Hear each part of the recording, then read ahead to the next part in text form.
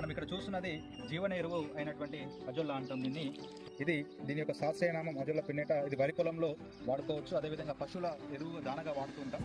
ముఖ్యంగా ఈ అజొల్లా అనేది మనం వరి నాటి వేసిన తర్వాత వారం రోజులకి 200 కేజీల అజొల్లాను వేసుకొని ఒక 10-15 రోజులు మనం పెరిగనిచ్చిన తర్వాత వాటర్ తీసేసి అందులో మురిగేటట్టు చేసుకోవచ్చు.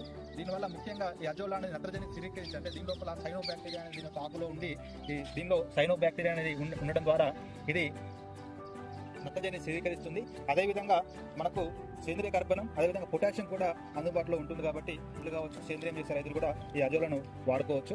అదేవిధంగా కేవలం వరి పొలానికే కాకుండా పశువుల దానగా కూడా ఈ అజొల్లాను వాడుకోవచ్చు. దీన్ని స్టేటరైజ్ చేసి నీడలో ఆరబెట్టిన తర్వాత మన పశువులకు ఇచ్చేటువంటి దాన లోపల మిక్స్ చేసి ఇవ్వడం ద్వారా ఈ అజొల్లా అనేది మనకు పాల ఉత్పత్తిని పెంచడం తర్వాత పాల యొక్క ఫ్యాట్ శాతాన్ని కూడా పెంచుతుంది. ఇది పశువులకు కూడా తొందరగా జీర్ణమయ్యే విధంగా చేస్తుంది. మనకు పోషక పదార్థాలు కూడా అధికంగా ఉంటాయి.